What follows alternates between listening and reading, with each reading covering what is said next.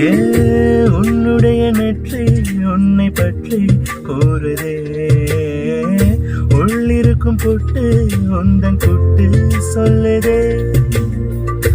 என்னுடைய பார்வை கழுகு பார்வை தெரிஞ்சுக்கோ, எனக்கு இருக்கும் சக்தி பராசக்தி புரிஞ்சுக்கோ. கால் கொலுசுதான் கலக்குது, கையின்